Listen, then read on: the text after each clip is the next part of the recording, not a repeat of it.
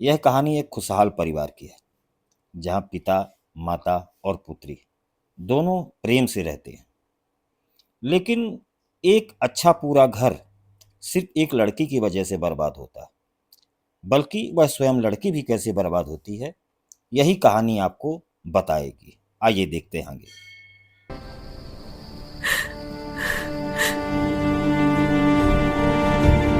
तुम्हें अविनाश में क्या दिखता है? एक साधारण लड़का। मैंने तुम्हारे लिए एक स्थापित परिवार का लड़का चुना है। पिताजी, आप उसकी हैसियत देख रहे हैं, मेरा प्यार नहीं। मेरा प्यार सच्चा है। बेटा, वह लड़का तुम्हारे लिए अच्छा नहीं है। न कमाता है, न ही कोई काम करता है। पापा, प्यार यह सब नहीं देखता, वह सिर्फ प्यार देखता है। समय आने पर कमाने भी लगेगा। अगर तुमने यह तय ही कर लिया है तो करो अपनी मर्जी, पर एक दिन तुम जरूर पछताओगी।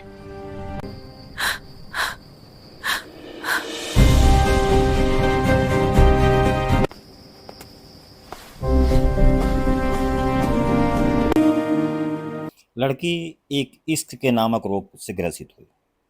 उसे न माता की बात अच्छी लगी, न पिता की, और माता पिता के समझाने के बावजूद भी उसने अपने उसी प्रेमी के साथ विवाह कर लिया।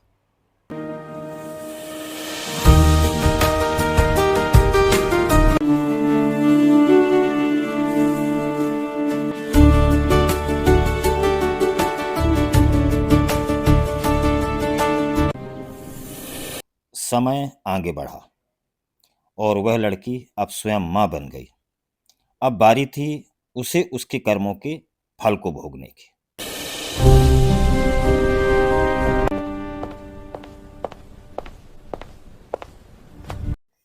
अब समय आकर ठीक उसको वहीं खड़ा करता है जहां से उसने प्रारंभ किया था। अब उसकी बेटी उसके सामने आकर वही बात को दोहराती है जो उसने अपने माता पिता से कहा था। माँ, ये क्या है? क्यों मुझे हर जगह आने पर रोकती हो? मैं अब बड़ी हो गई हूँ। मैं कोई दूध पीती बच्ची नहीं हूँ। मुझे भी अच्छा बुरा समझता है। आप अपना काम करो। माँ, मैं कॉलेज जा रही हूँ। तुम भी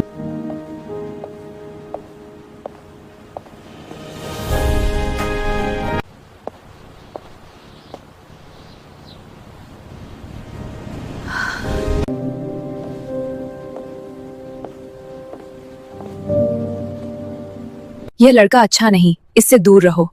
इसने कई लड़कियों की जिंदगी बर्बाद की है। माँ, मैं एक लड़के से प्यार करती हूँ और मुझे उससे ही शादी करनी है। यह सुनकर के माँ आश्चर्यचकित रह जाती है। बेटा, ये गलती मत करना। पहले पढ़ लिख लो, नौकरी करो, फिर बाद में मैं खुद अच्छे परिवार में तुम्हारी शादी करवा दूंगी। माँ, ये नहीं हो सकता। मैं जिससे प्यार करती हूँ उसी से शादी करूंगी। मुझे किसी दूसरे से शादी नहीं करनी है।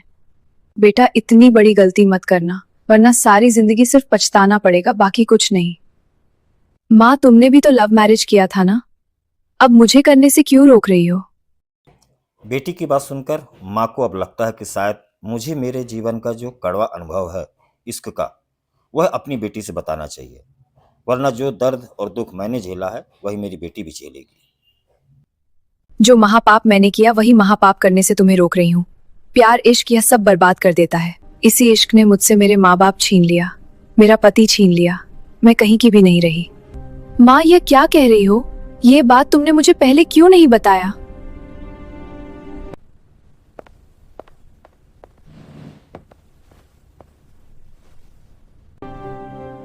माँ, मुझे पूरी बात बताओ।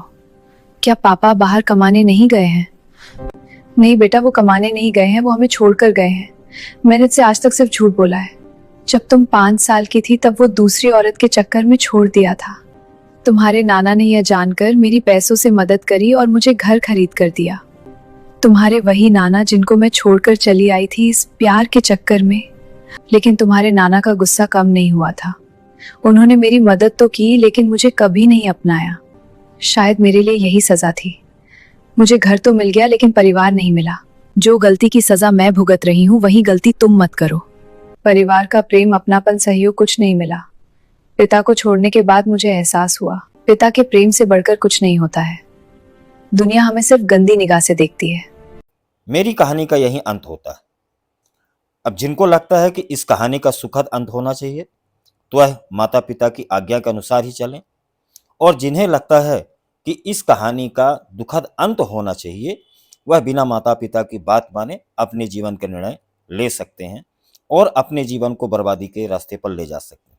साथ ही वह स्वयं तो बर्बादी के रास्ते पर जाएंगे ही, उनकी आने वाली पीढ़ियां भी इसी बर्बादी और इसी दुख दर्द को झेलेंगी। अब यह आपके हाथ पे है।